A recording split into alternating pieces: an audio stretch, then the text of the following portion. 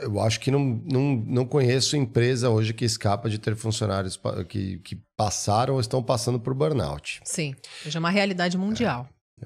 Eu mesmo já passei e a gente já falou desse tema aqui, cansamos de falar. Isabela Camargo vira e mexe, tá aqui no programa. Incrível.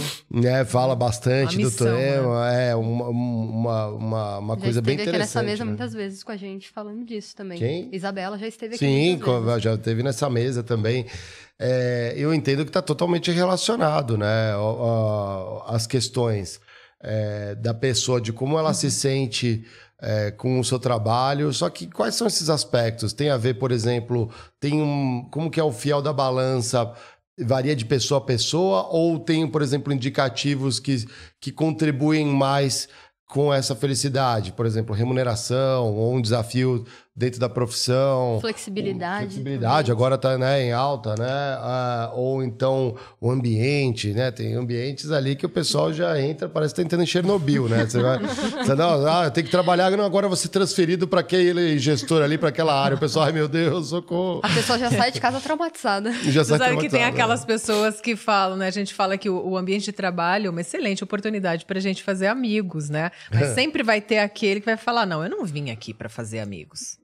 Mas é uma pena, porque ele vai estar jogando fora algo que é muito nato do ser humano, que é você se conectar com as pessoas, porque o ser humano, nós somos gregários, né? Eu volto a falar do tempo das cavernas, porque para nós sobrevivermos, nós andávamos em bando, por isso que a gente tem essa coisa do pertencimento, de estar junto. Então, respondendo a sua pergunta, uma das bases é realmente trabalhar as conexões humanas. Eu acho que os ambientes serem mais saudáveis do ponto de vista humano mesmo. Eu acho que isso é uma coisa muito importante, que talvez quando a pessoa quer entrar numa empresa, ela nem leva isso em consideração, mas inconscientemente isso é uma das coisas mais importantes para o ser humano, estar numa empresa onde ele é acolhido, onde ele é respeitado, onde ele tem voz. Isso faz toda a diferença, vale muito mais que salário.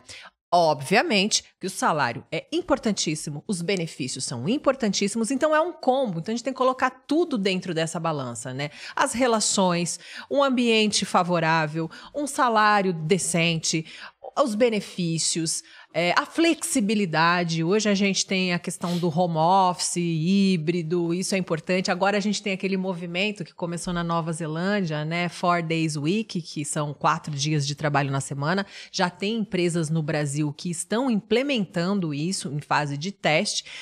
Normalmente são, eu não lembro o nome da empresa, mas é uma empresa de tecnologia menor. Todas são, imagino. Essas empresas de tecnologia, elas têm uma facilidade melhor, né? São poucos funcionários, então você consegue. Isso está em fase de teste no Brasil, mas já percebeu-se fora, na Nova Zelândia, onde esse movimento começou, que os funcionários que têm 4 dias da semana, eles estão entregando muito mais. Eles estão sendo muito mais produtivos, trabalhando um dia a menos. Quer dizer, já está funcionando. Ou seja, por quê? Porque essa pessoa, fora do ambiente de trabalho, ela está tendo mais tempo para cuidar da saúde, que é um pilar importantíssimo. Então, a gente está falando da felicidade no trabalho, mas existe, em contrapartida, uma responsabilidade da própria pessoa de cuidar da sua saúde. Porque não é só a empresa que tem que proporcionar isso, né? Eu, enquanto indivíduo, preciso buscar descansar, dormir bem, praticar atividade física, aquilo que os médicos recomendam, né? Que a gente já sabe que faz bem para a nossa saúde. Então, existe também uma contrapartida do indivíduo de promover a própria felicidade, né? E quando movimentos como esse, de 4 Days Week, acontecem, a gente está pensando em proporcionar um tempo, né? Porque as pessoas não têm tempo para se cuidar. Um tempo para que essa pessoa consiga cuidar da própria saúde e voltar para o trabalho restabelecida, não é? Eu acho isso faz toda a diferença. É interessantíssimo a gente até conversar sobre isso, essa questão dos 4 dias na semana, porque, por um lado, a gente vê muitas empresas caminhando, não só nesse movimento, mas também na questão de flexibilidade, de home office, mas, por outro lado, a gente vê, principalmente nos Estados Unidos, muitas big techs agora voltando um passo para trás, falando, não, agora é 100% presencial de novo. Tem que voltar. A gente não pode mais fazer home office. Como que a gente... Como a gente até já conversou sobre isso, mas é muito complexo a gente olhar para esses dois pontos. Por um lado, e se a gente considerar, são empresas que tecnicamente são inovadoras também, mas que estão dando esse passo atrás em relação a flexibilidade. Eles falam que não cria cultura, você não vem para o escritório, não é uma mas besteira. Não faz sentido. Faz sentido. A gente precisa do contato humano.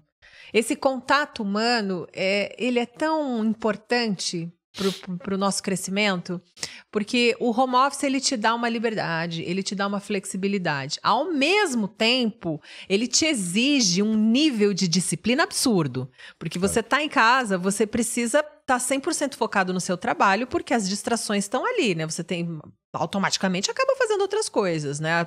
As pessoas tiveram que se adaptar a essa nova realidade. Mas a gente sente necessidade de ir para o escritório também, de encontrar as pessoas, de fazer essa troca, de ter esse olho no olho. Isso faz parte do ser humano. A gente precisa disso, é importantíssimo. E a gente entra até no ponto que você falou também, da questão da integração das equipes. Eu acho que as pessoas funcionam muito melhor quando elas conhecem o colega de trabalho, elas sabem que elas podem contar com uma outra pessoa ali, realmente esse contato humano é importante. Você sabe uma coisa interessante quando a gente fala desse contato humano? É o happy hour. Tentou-se fazer happy hour na pandemia online. Gente! Então, rola! Não, era horrível. Cada um com a sua cervejinha em casa.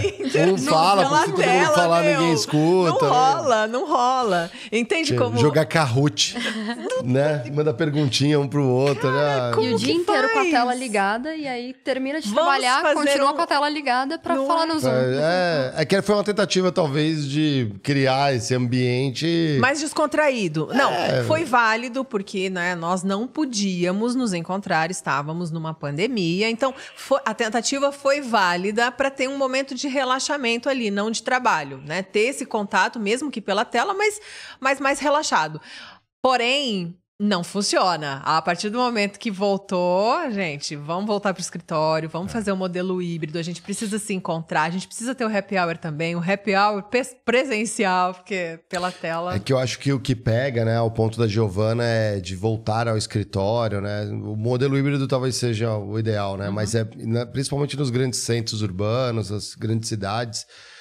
É até insalubre ir para o trabalho, né? Tem gente que leva 1h30, 2 horas. 3 horas. 3 horas, ou seja, aí quando você fala assim, um tempo para fazer exercício e tudo mais, às vezes essas 3 horas é o tempo que a pessoa vai trabalhar e vai conseguir fazer outras atividades, né?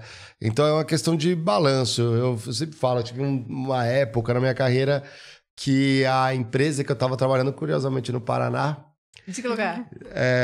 Não, ficava em Curitiba. E aí o RH tentando fazer uma ação mó legal, principalmente com o pessoal do administrativo, porque fábrica são turnos, aí não tem como fazer muita flexibilidade.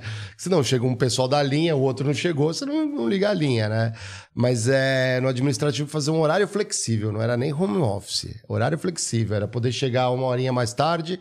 Quem chega 1 hora mais tarde, sai 1 hora mais tarde. Quem chega 1 hora mais cedo, também tinham esses casos. Pô, foi uma negação, assim, no início o pessoal mais velho de casa falou, não, onde já se viu, como que eu vou controlar o pessoal? Eu batendo palma, porque no meu time eu tinha uma gestante de gêmeos, ela tinha que sair para fazer exame, tinha que fazer um monte de coisa, pô, aquilo ajudava ela pra caramba. Tinha outro que gostava de fazer academia super cedo para ir pro trabalho, o outro ainda estudava, então tinha dia que tinha prova, ele tinha que sair mais cedo para fazer prova.